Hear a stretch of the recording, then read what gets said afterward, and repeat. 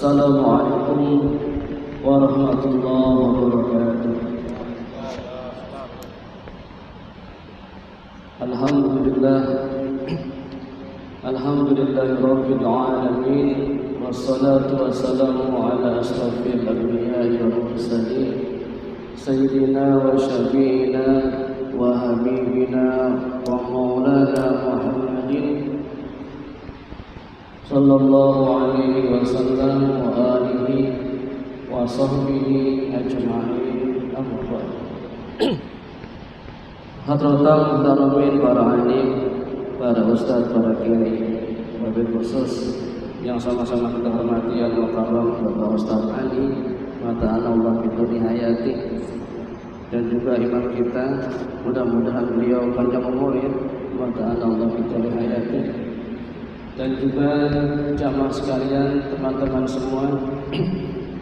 Alhamdulillah kita siang ini bisa kumpul di masjid, di tempat yang mulia untuk menunaikan kewajiban kita selaku muslim, yakni salat zuhur secara berjamaah. Ini adalah suatu nikmat yang begitu besar dari Allah Subhanahu wa taala. Hadirin jamaah salat zuhur yang dirahmati Allah taala, coba kita perhatikan setelah sholat kita disunahkan, dicontohkan oleh Nabi apa? Baca istighfar, ya kan? Baca istighfar. Astagfirullahaladzim, astagfirullahaladzim, astagfirullahaladzim. Kita disuruh untuk memohon ampun kepada Allah Subhanahu wa taala. Mohon ampun dari apa?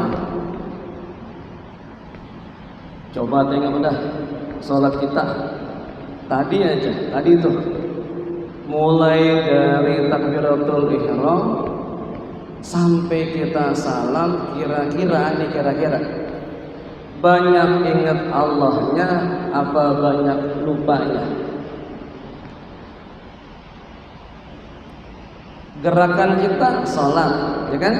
Takbir, ruku, i'tidal, sujud. Mulut zikir ya, baca tawajjuh, Fatihah dan lain sebagainya. Tapi hati kita kemana? Pak Sudai, hatinya kemana? Hatinya ke Allah atau melayang-layang? Ada yang mikirin anaknya, anak saya lagi sakit, dia pikirin lagi sholat, anak saya udah sembuh apa belum, udah minum obat apa belum, ya kan? Yang mikirin kerjaannya, pas sudah misalnya lagi, tadi kerjaan udah beres apa enggak, nanti mau ngapain, habis ini minum kopi apa enggak, lagi sholat lah mikirin kopi, lalu bagaimana itu, ya kan? Saya misalnya tadi lagi sholat mikirin nanti habis sholat tutup temanya apa, nah gitu ya, gitu. Nah berarti kita ini sholat kita ini ingat Allah atau ingat yang lain? Apa ghaflah, lalai, ya kan? Makanya setelah sholat kita disuruh untuk istighfar, untuk mohon ampun. Lah jangan yang lain, kita mah lagi sholat aja lalai. Tuh Pak Kardin tuh lagi sholat, nggak usah pakai di mana, lagi sholat aja mikirin yang lain, apalagi yang lain tuh gitu. Ghaflah. Emang kita mah banyak ghaflah, kita mah banyak lalai. Ya Allah, makanya kita mah disuruh istighfar. Istighfar aja habis sholat sambil lalu, coba. Kebayang nggak? Habis salam, assalamualaikum warahmatullah, assalamualaikum warahmatullah. Istighfarnya aja begini, astagfirullahaladzim, astagfirullahaladzim, astagfirullahaladzim. Lah kagak bener istighfarnya. Lagi mohon ampun, lagi ngajukan proposal ke Allah. Lah ini main-main. Lah bagaimana itu? Masya Allah. Dan salat yang diterima itu bukan syarat sah salat ya. Tapi salat yang diterima oleh Allah yang pertama itu kudu ikhlas. Innamal a'malu binniyat. Sesungguhnya segala amal itu hanyalah dengan niat. Lah kita tadi mau salat niatnya apa? Harus ikhlas. Harus karena Allah saja, nggak boleh ada campurannya. Lah kayak madu aja, madu ya, madu murni. Ini madu nih, ada campurannya dikit aja gula, ada campurannya dikit aja jelly royal, jadi nggak madu murni. Ora, bukan madu murni lagi, tapi madu ada campurannya sekian persen. Lah, bagaimana sholat kita? Bagaimana sedekah kita? Bagaimana amal kita? Lah jangan-jangan amal kita mah nggak ada yang diterima sama Allah Subhanahu wa taala. Kenapa? Orang salatnya, zikirnya, ibadahnya, zakatnya, sedekahnya enggak ada yang ikhlas. Lah bagaimana itu? Bagaimana? Pikir-pikir sebelum mati, Pak. Kalau masih hidup kan masih ada harapan. Ya kan, Pak Kadin ya? Kalau masih hidup masih ada harapan, kalau udah mati enggak ada lagi. Tuh, pikir dah. Salat kita bagaimana selama ini, zikir kita, nah zikir aja kita mengharapin yang lain, zikir. Coba kata Pak Ustadz, kalau baca salawat 1000 kali rezekinya kan gampang. Lah, Bapak salawat nih, Allahumma sholli ala sayyidina Muhammad, Allahumma sholli ala sayyidina Muhammad 1000 kali. Kata malaikat bisikin, lu mah nggak ada pahalanya tong. Lah kenapa? Lalu mah sholawat pengen dapetin rezeki supaya gampang. Lah yang diterima kan karena Allah, Pak. Tadi madu tuh madu murni. Kalau Bapak sholawat karena pengen gampang rezeki mah, ya udah sampai situ doang. Sholat duha, ini biasanya rezeki ya. Sholat duha. Kenapa sholat duha? Biar gampang, biar banyak rezekinya. Lah coba. Salat duha pengen gampang rezeki, ya udah. Nanti ketika di akhirat ditunjukin amalnya. Lah, salat saya mana malaikat? Salat duha enggak ada, salawat enggak ada, zong semua. Kata malaikat, lalu mah pengen rezeki doang kan udah dikasih di dunia. Berarti enggak ada dong, enggak ada. Bagaimana tuh? Ya, bagaimana? Nah, jangan leha-leha, Pak. Bu, jangan leha-leha. Oh, tenang, saya mah udah sholat rajin, setiap hari sholat di mana? Di masjid. Petantang petenteng, saya orang soleh, sholat di masjid, paling depan lagi, kayak Pak Ali itu paling depan. Nggak taunya kosong nilainya. Kenapa? Karena sholatnya tidak mukhlis, tidak karena Allah Subhanahu wa taala. Tapi emang kalau ngomong mah gampang, saya juga susah, Pak. Aduh gimana ini? Ya, susah. Makanya kita usahakan inna sholati wa nusuki wa mahyaya wa mamati lillahi rabbil alamin. Sesungguhnya salatku, ibadahku, hidupku, matiku karena Allah. Kita mah salat karena diperintah sama Allah.